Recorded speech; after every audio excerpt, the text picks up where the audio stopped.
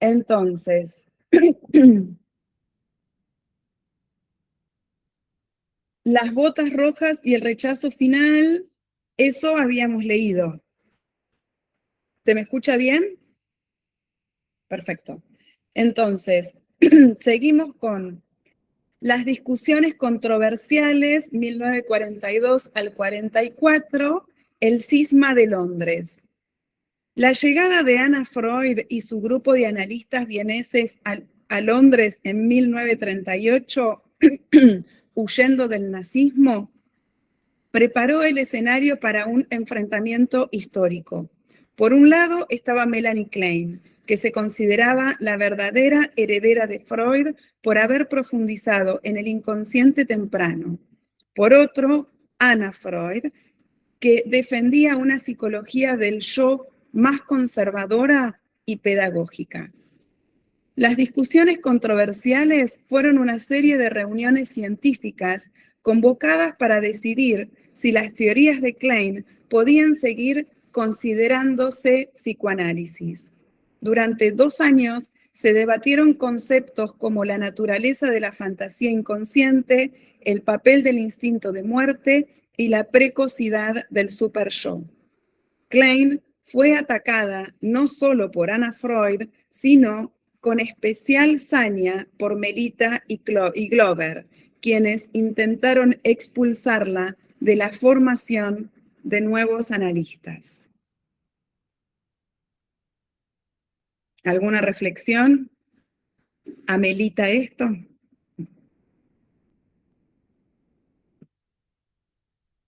¿No? A mí lo primero que se me ocurre es esto, cuando lo leía, esto que hablamos hace poquito, que la gente que hace algo grande en general no solamente tiene amigos, sino también se gana algunos enemigos, ¿no? Es parte de lo que hay que soportar. El Gentleman's Agreement y la estructura tripartita. Para evitar la autodestrucción de la sociedad británica, se alcanzó en 1944 un compromiso pragmático conocido como el Gentleman's Agreement, Acuerdo de Caballeros. Bajo la presidencia de Sylvia Payne, se decidió que la sociedad se dividiría en 3 grupos de formación independientes, permitiendo que cada uno enseñara su propia versión del psicoanálisis sin interferencia del otro. Este acuerdo, que nació de la imposibilidad de la síntesis, resultó ser una de las soluciones institucionales más creativas de la historia del movimiento, permitiendo que la liviandad y creatividad de la sociedad se mantuviera a través de la diferencia. Sin embargo, para Klein, este reconocimiento oficial no borró el dolor de ver a su hija alineada permanentemente con sus enemigos. Lo plantea a nivel de enemigos, no de un grupo que piensa diferente, ¿no? Y vieron cómo en todos lados se cuecen habas, o sea, me parece que la Sociedad Británica de Psicoanálisis, como todo grupo, no pudo evitarse las fracturas internas. Sí creo que encontraron una solución, no de síntesis, como hicieron acá, no pudieron lograr que se unifique una teoría única psicoanalítica, sino que prevalecieron varias. Quiero hacer una distinción en relación a lo que Anna Freud defendía como la psicología del yo. Me parece que después esto se deformó bastante, sobre todo en Estados Unidos, ¿no? Con la teoría del yo. Pero recuerden todo lo que venimos hablando últimamente en relación a la conformación de carácter como una escisión, una alteración en el yo. Y que si el yo roto no es trauma inconsciente, pues es trabajo de la instancia yoica. Creo que Anna Freud va en esta línea de trabajo de psicología del yo, a diferencia de lo que luego se fue transformando la escuela del yo, sobre todo en Estados Unidos, que tiene más que ver con el adoctrinamiento. No deja de ser trabajo psicoanalítico lo que planteaba Ana. ¿Sí? ¿Alguna reflexión para compartir?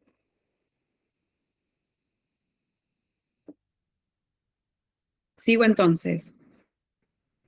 Envidia y gratitud. El testamento final de la matriarca. En sus últimos años, Melanie Klein vivió rodeada de un círculo de discípulos devotos, entre los que se destacaban Hannah Segal, que ella es una de sus biógrafas, Wilfred Bion y Herbert Rosenfeld. A pesar de su salud declinante, seguía siendo una figura vigorosa y dominante. En 1957 publicó su obra más controvertida, Envidia y gratitud, donde introdujo el concepto de envidia primaria, un impulso innato de raíz biológica que busca destruir lo bueno del objeto simplemente porque es bueno y no se posee. Esta teoría fue recibida con estupor incluso por algunos de sus seguidores, ya que planteaba una visión profundamente oscura de la naturaleza humana, sugiriendo que el bebé puede odiar el pecho nutricio no por falta de leche, sino por la perfección misma de la entrega materna. Para muchos analistas, este concepto es la culminación de su biografía. Una mujer que, tras haber perdido a sus hermanos, a su hijo y el amor de su hija, llega a la conclusión de que la bondad misma es un imán para la destrucción y que la única salvación reside en la capacidad del individuo para integrar esa envidia a través de la gratitud.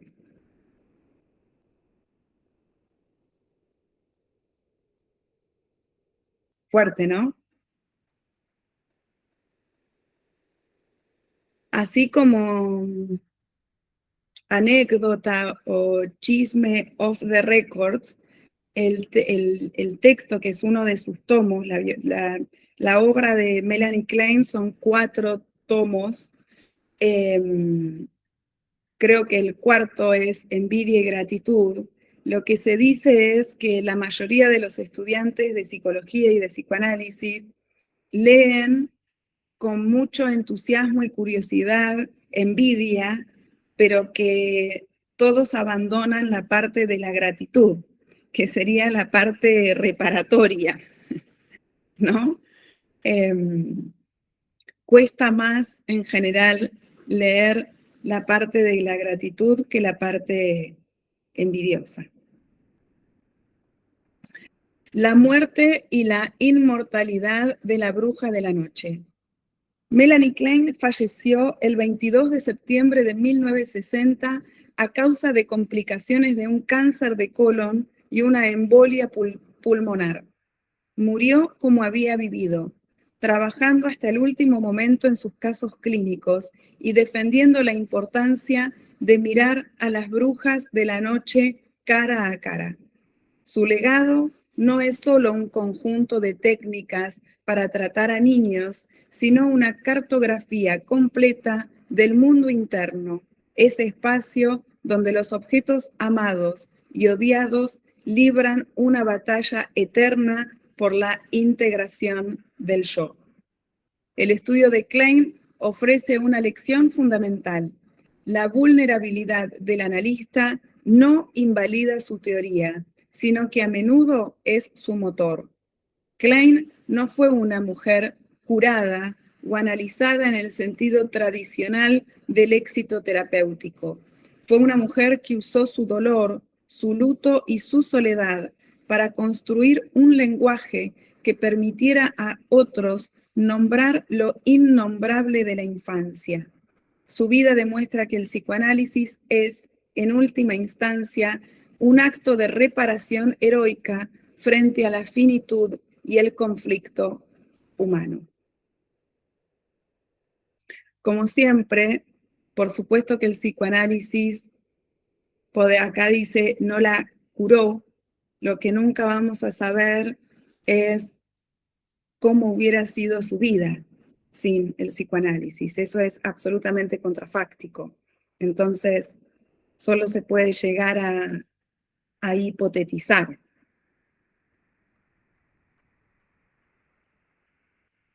Melanie Klein y Hannah Segal.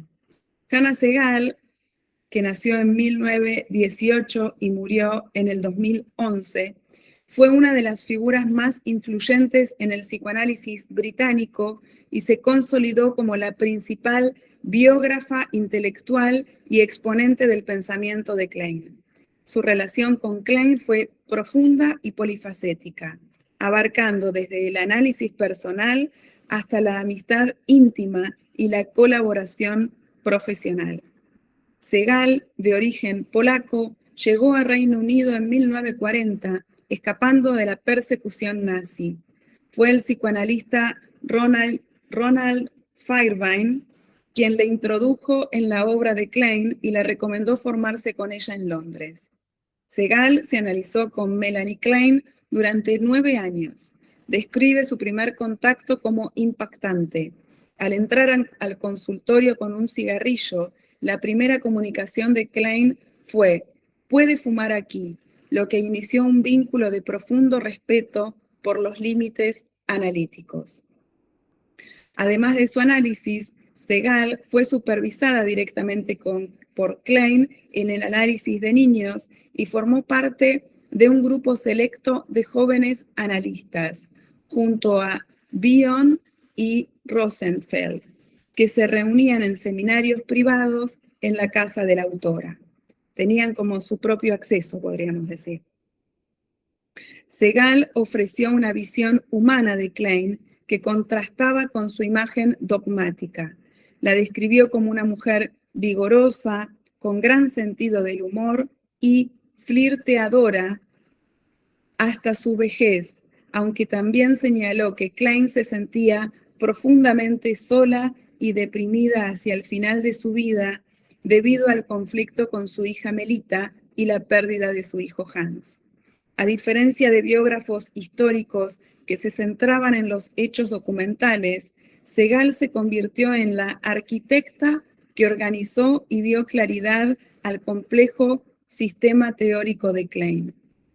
Su libro, Introducción a la obra de Melanie Klein, de 1964, se originó a partir de las clases que impartía en el Instituto de Psicoanálisis de Londres. Los estudiantes le pedían repetidamente sus notas porque ella lograba explicar las oscuridades de Klein de una manera accesible y clínica. En su libro, Klein, de 1979, Segal trazó el desarrollo de las ideas el desarrollo de las ideas de su maestra dentro de un marco biográfico, mostrando cómo la evolución de los conceptos seguía el ritmo de las experiencias vitales de la autora. El aporte biográfico más relevante de Segal fue su capacidad para conectar el trauma personal de Klein con la génesis de sus conceptos más famosos.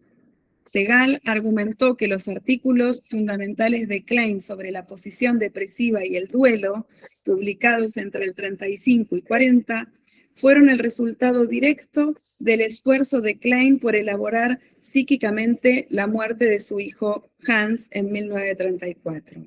Según Segal, Klein transformó el dolor por la muerte de sus hermanos, Sidón y Emanuel, y de su hijo en el concepto de reparación, la necesidad del yo de recrear y restaurar internamente al objeto amado que se siente destruido o perdido. Gracias a Segal, el legado de Klein pudo ser reconocido por las jerarquías psicoanalíticas al presentar una versión del pensamiento kleiniano despojado de su virulencia original, pero fiel a su profundidad clínica. Bueno,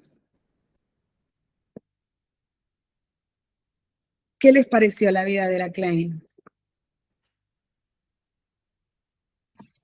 Yo pensaba que no pudo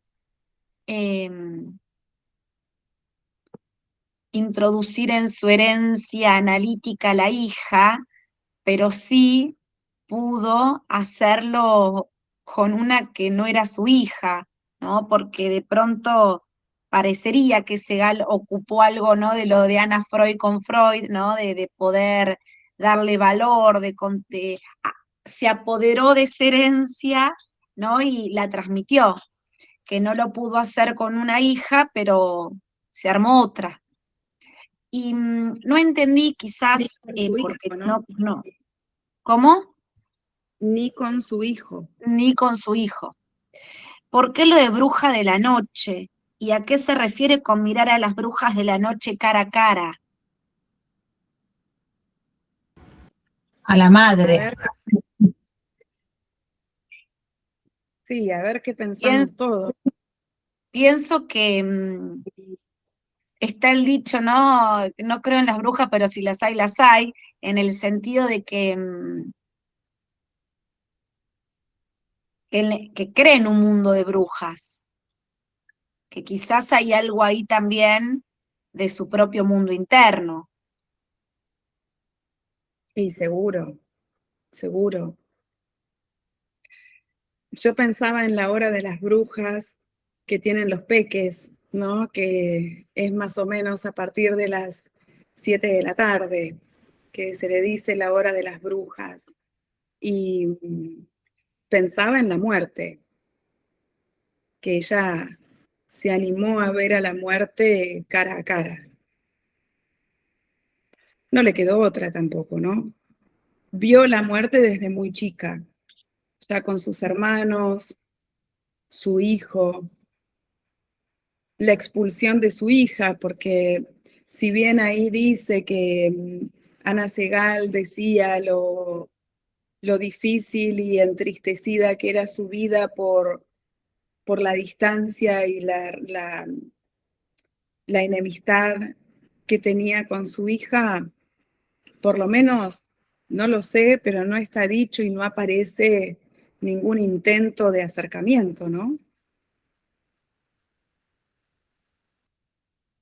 Tal vez lo hubo, pero bueno, está omitido en tal caso. Ahí pareciera como que está todo puesto en la hija, ¿no? Desde esta lectura. Sí. Las brujas de la noche en la hija, en el caso de Melita. Y en esto de la envidia estructural o primaria también, ¿no? Como que el objeto no tiene, es demasiado bueno y no, Claro, no valorado, entre comillas. no valoró lo que le di, Claro, lo pero envidia. tal vez valoró todo lo que le dio y por eso se alejó, no lo sabemos, son reflexiones e hipótesis, ¿no? Que nosotras vamos diciendo. Ivonne, ¿querías decir algo? No, me quedé pensando en esto de los enemigos, ¿no? O sea, Mm, ella siente que además de adversarios eran enemigos porque se metieron con, no pregunto, con su vida privada, con sus hijos, la juzgaron por esto de la muerte de su hijo. Eh, no, y pensaba también esto, que no sabemos, no sé, si ella en algún momento se trató de acercar a Melita, pero bueno, no sabemos. no sabemos. Si se Ujú, trató de acercar, pareciera que no tuvo resultado positivo, ¿no? ujú. Porque tampoco es gratis, digo, habrá sido gratis para Melita que su madre haya muerto y ella estuviese enemistada con ella, ¿no? Esos procesos no son gratis para nadie. Súper duro, sí. Sí, muy duro, una vida muy dura. Luz, Yo pensaba en este concepto de envidia que me parece muy interesante y me parece un concepto súper clínico porque trabajamos mucho con eso. Y que no solo, no sé, lo pensaba como lo dice, ¿no? De un objeto que posee las cualidades y que desde ese lugar es envidiado, pero también dice que es envidiado porque no se poseen. Y creo que el objeto bueno no solo es, o sea, no es el objeto que tiene las buenas cualidades, sino el objeto que las dona, porque en la medida en que se las da, no los tiene por qué envidiar. Es en la medida en que eso no es ofrecido y que se vivencia que no se tiene. No sé, lo pensaba por ese lado, pero eh, sí, tiene su punto, pero también la envidia no, no tiene tanto su génesis en si se puede, si ese objeto idealizado, porque antes de ser envidiado tiene que ser un objeto idealizado, ¿no? Eh, no radica tanto en si ese objeto idealizado me da o no me da, sino en la sensación de que yo no lo puedo tener o yo no puedo ser. Entonces, ahí surge esa necesidad envidiosa de destruir ese objeto que yo no soy o que yo no tengo. Porque en muchas ocasiones, qué sé yo, puede ser un objeto, supónganse un maestro, como fue la relación paradigmática de Althusser con Heidegger, dos grandísimos filósofos, Althusser, por supuesto, judío, y tenía como su discípulo a Heidegger, y Heidegger toma y Althusser le da muchísimas de sus enseñanzas y después Heidegger lo traiciona muy cruelmente uniéndose a los nazis. Y bueno, Althusser dice que la ruptura de la relación con Heidegger fue un agujero en su vida que nunca pudo soportar. Fue algo así como la pérdida de un hijo para él.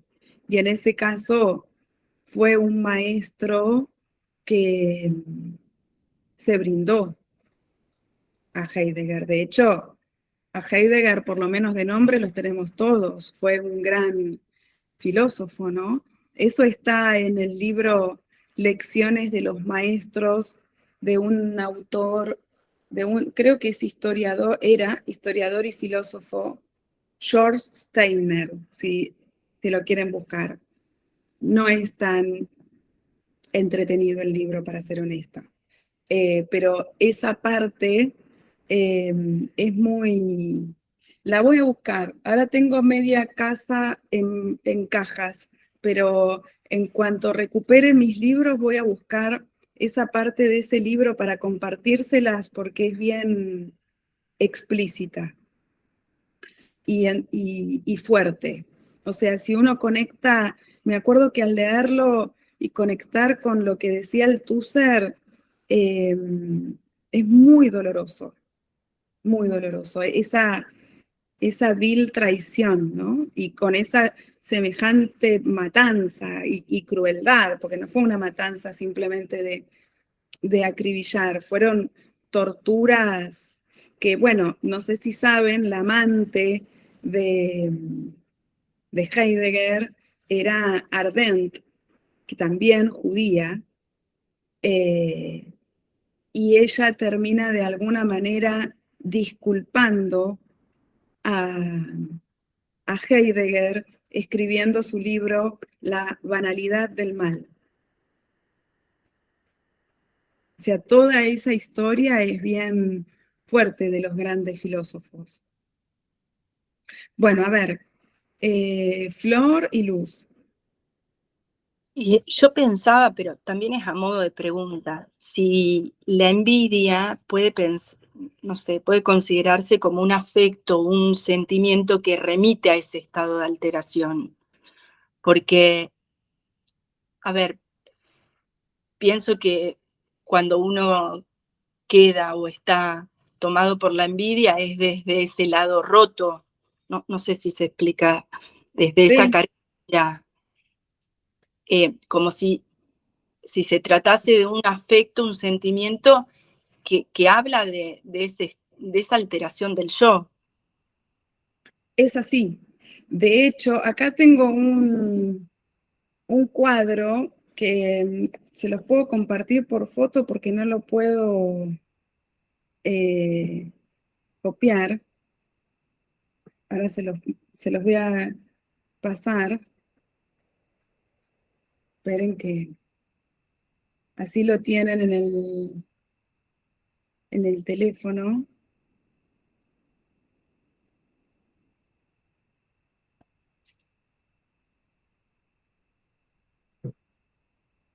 Qué lento está esto.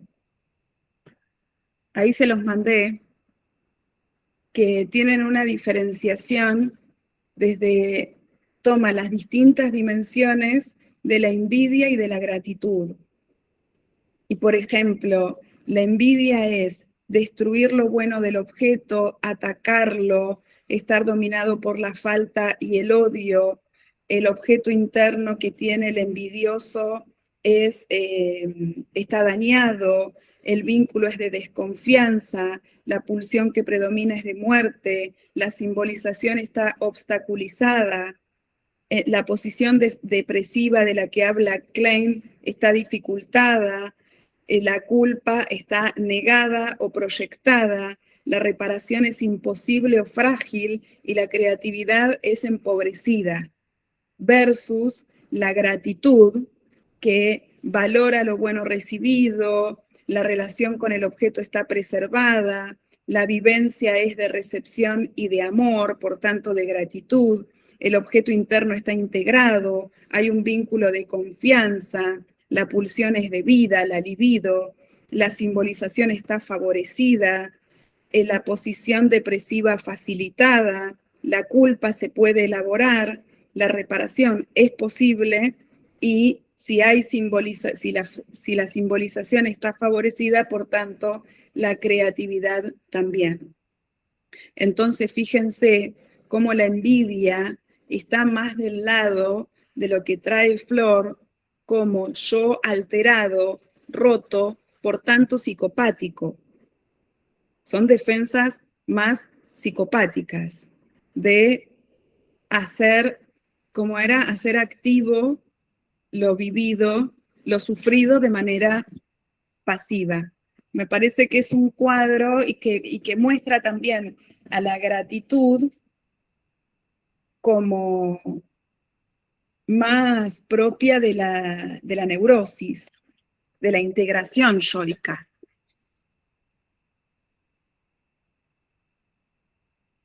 O sea, no se metió con poca cosa Klein al hablar de la envidia. Sentimiento, como dice Freud en El malestar en la cultura, el ser humano no es un ser manso, dócil, buenito, que quiere el bien. Eso es si un ser humano no es un hipócrita de la cultura, y para no ser un hipócrita de la cultura, se tuvo que haber ocupado de ennoblecer sus pulsiones.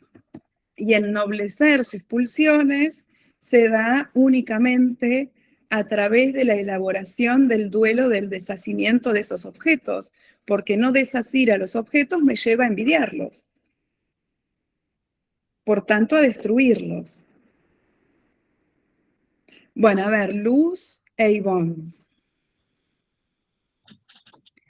Yo pensaba por un lado que si podría pensar la traición de Heidegger más allá de todo lo que Althusser le donó, como un estado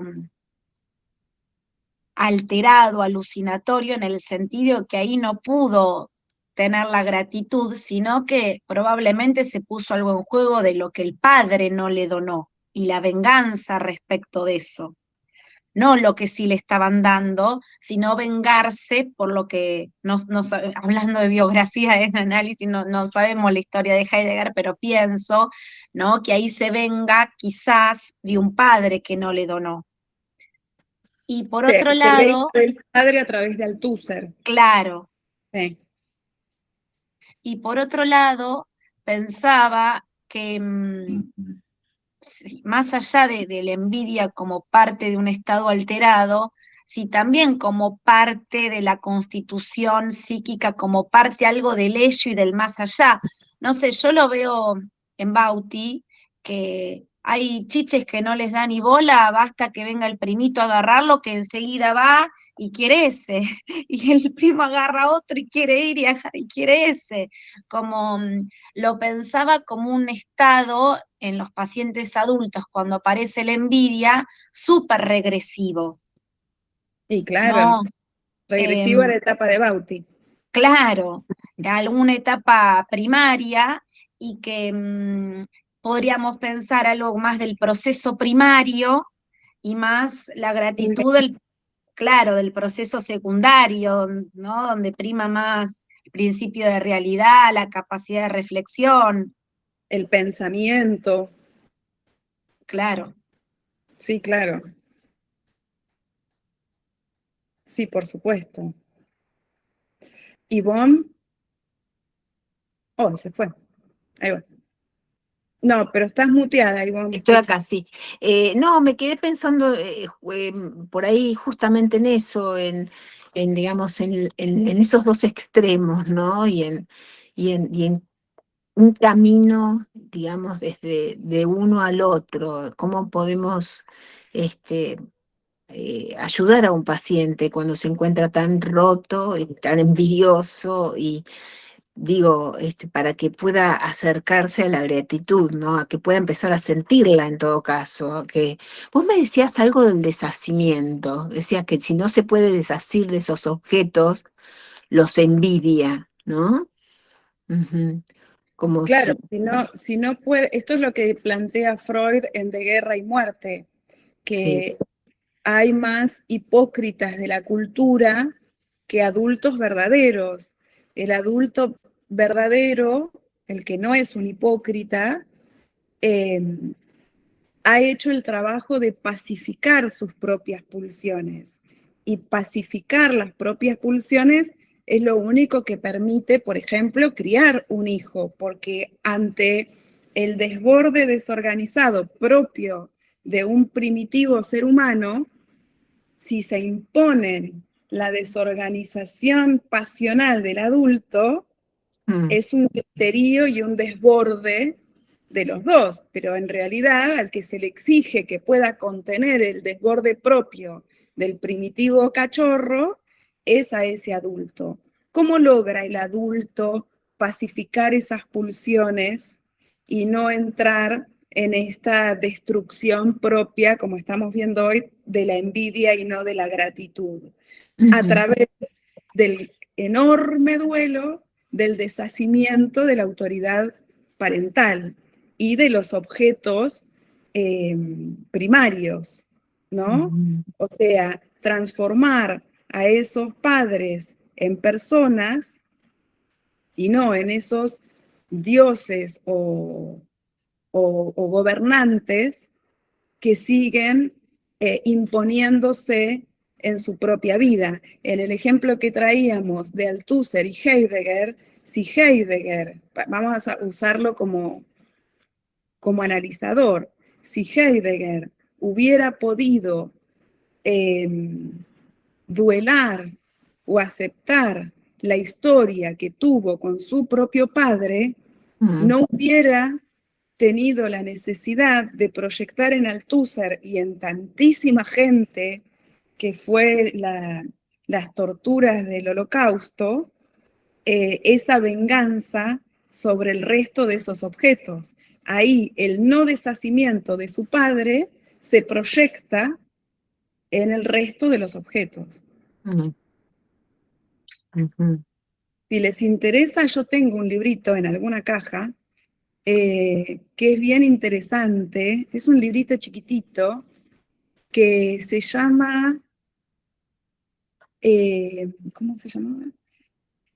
Parejas célebres, lazos inconscientes. Está, a mi manera de ver, Renata nos podrá corroborar, pésimamente escrito, pero tiene, por ejemplo, de ahí saqué gran información de, ay, cómo estoy con los nombres, La rubia divina que escribí. Marilyn Monroe. Ay, gracias, se me venía Melanie Klein todo el tiempo, pero él no era. Ahí está la historia de Marilyn con el cineasta, que, ay, estoy mal con los nombres hoy. Marian, Arthur.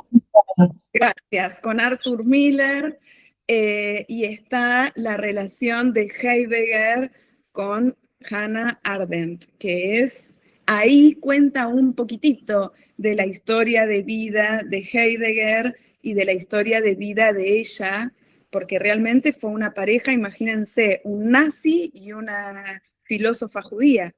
Claro. Ujú. Es bien, me lo compré y lo leí por esos lazos inconscientes, digamos, pero después hay que profundizar de otra manera, porque lo escribió una psicoanalista, Dalila Arpin, me acuerdo que se llamaba, no tengo idea quién es. Está buena toda la información que tiene, se podría reescribir, Renata, si querés, ahí tenés un trabajo para hacer, se podría reescribir muchísimo mejor, porque la info realmente es muy buena. En cuanto recupere ese librito, traigo ese material, si quieren. Sí, interesantísimo, pero y pensaba que justamente al ser digamos, cuando está esta cuestión de tanta envidia, de un objeto interno roto, ¿no? Pensaba que es cuando más cuesta ese deshacimiento que vos decís, cuando más cuesta elaborar que los padres fueron lo que fueron, ¿no? O digamos, recordar esos momentos dolorosos. Y ¿No? los agujeros que quedan en uno, Claro. Ujú, ujú. ¿no? Porque no es solamente lo que han sido ellos, sino la consecuencia que quedó en mí. Y uno tiene que saber que no todo agujero es simbolizable y que lo que advierte siempre Freud es que el analista no está exento de que nos pase lo que al Althusser. Eso siempre hay que tenerlo presente, porque además, con Ivonne, que compartimos la investigación, sabemos que el viraje del estado melancólico a la venganza del objeto, o sea, a poder proyectar en otro todo el odio, toda la nadización que uno tiene, la nadización es un concepto de Green, ese viraje lo que lo produce es que el paciente roto reciba un movimiento vital por parte del otro. El analista intenta vitalizar, aportar libido a ese agujero, mirá dónde estás metido, vos podés otra cosa, salí de ahí por decir una pavada. Ah, ¿vos creés que yo puedo, que yo no tengo este agujero? Mirá cómo este agujero te lo hago a vos. ¡Pum! Y ahí se arma el viraje a ese paciente pobrecito, dolido, roto, que se muestra, sale el Joker y ataca al objeto que intenta vitalizarlo. Imagínense que en nuestro rol, intentar aportar pulsión sexual, libido al tratamiento es algo que hacemos siempre. Entonces estamos más expuestos que posiblemente otros a el ataque. Fíjense, por ejemplo, es muy común entre mujeres que no vamos a hacer mala prensa de nosotras mismas, pero viene el dicho, no hay nada peor para una mujer que otra mujer, algo así creo que es, Imagínense ante una situación, qué sé yo, de una mujer que está buscando mucho quedar embarazada. Viene una amiga y le dice, ¡ay, estoy embarazada! ¿Qué le pasa a esa mujer que está teniendo el agujero de no poder quedar embarazada? ¿Se llena de alegría? O me acuerdo que una vez me contaron que una mujer se había quedado embarazada en la guerra durante la guerra de Malvinas y se encuentra con una amiga en el colectivo diciéndole esto, ¿no? O sea, se encuentra con una compañera del secundario, una cosa así, y le cuenta, después de muchos años que no se veían, yo re contenta, estoy embarazada, no sé qué. Y en este momento que estamos en guerra, vas a traer un hijo a este mundo de mierda, no lo puedo creer. Es algo que seguramente la embarazada lo puede soportar en ese momento, pero díganme si no es un misil ese. Bueno, ahí tienen, ante un movimiento vital, surge en el otro el ataque. Traigo este ejemplo porque dentro del mundo femenino es un temón, pero hay miles. De hecho, Althusser y Heidegger son dos hombres. Bueno, Luz, ¿querías hablar? Perdón. No, yo pensaba que el punto es con qué Sí, en el mundo del arte también, seguro. Perdón, pero leí el mensaje de... Ahí la envidia corre... Perdón, Luz. pensaba con qué recursos uno ataja esos sentimientos. Porque uno puede pensar que cualquiera buscando un embarazo se cruza, ¿no?, con una embarazada y va a sentir envidia. Pero el punto es con qué recursos eso se aloja, porque incluso pensaba en la interpretación, ¿no?, a una paciente, que una sabe que está buscando un embarazo. Viene y dice, no, porque mi amiga me dijo que está embarazada, pero yo me puse re feliz. Sí, La verdad que la re felicité, me realegro por ella, y uno ahí interpreta que probablemente sintió envidia, y si la paciente lo niega, ahí pensamos que hay un psiquismo más grave, uno, ¿no? Que en cambio la posibilidad de alojarlo, de reflexionarlo, de saber que de esos sentimientos estamos hechos, da la posibilidad a un psiquismo más sano, porque no lo va a actuar, porque no lo va a descargar. No creo que el punto sea en que el psiquismo sano no siente envidia, no, sino creo que, claro, que el punto es que el psiquismo sano aloja, reflexiona, procesa, ¿no? el punto es que ante ese evento, como cualquier evento que puede ser disruptivo, uno puede llenarse hay situaciones que nos llenan de odio, sentimos que el aparato está en tensión, pero el gran diagnóstico ahí es ver si el paciente logra ir vaciándose de esas sensaciones envidiosas y de odio. Y no que siga lleno. Si sigue lleno, ahí prepárense para el estallido. Y otra cosita chiquita, perdón, Marian, ya digo que también estar atentos a la contratransferencia, porque nos puede pasar mucho que los pacientes nos cuenten cosas que nos generen envidia. Por supuesto, somos seres humanos que nos pasan, tenemos un aparato también. Claro, pacientes que ganan mucho mejor que uno, que te cuentan que se van un mes de viaje, que, ¿no?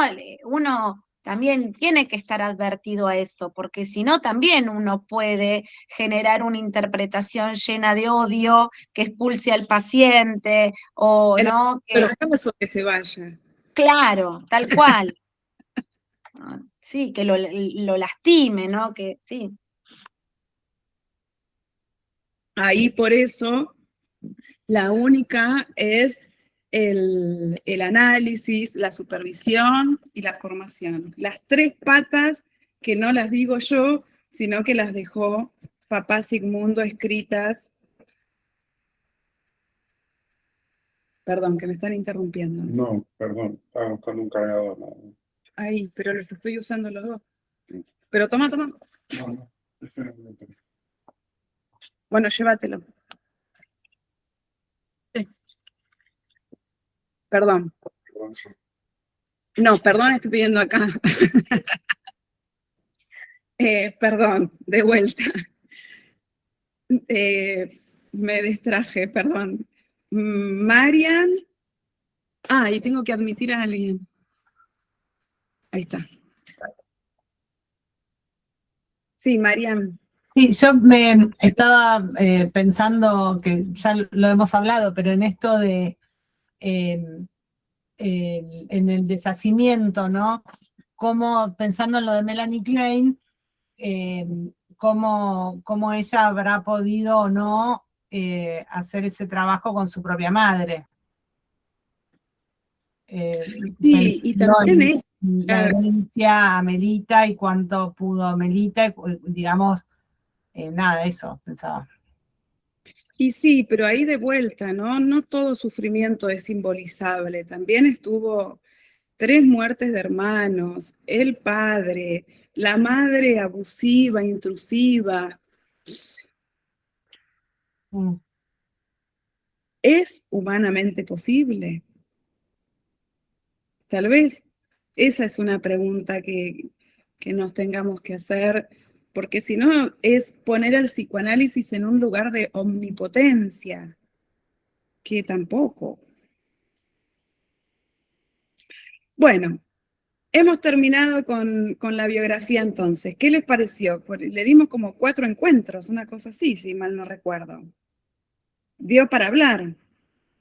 A mí me encantó. A Me mí encantó. también. ¿Después mandás la grabación de la clase? Sí, ¿no? La grabación queda toda en YouTube, así que yo les envío en general el videíto. Dale. Estuvo muy buena. Bueno, me alegro mucho que les haya gustado. Vamos a cerrar la grabación.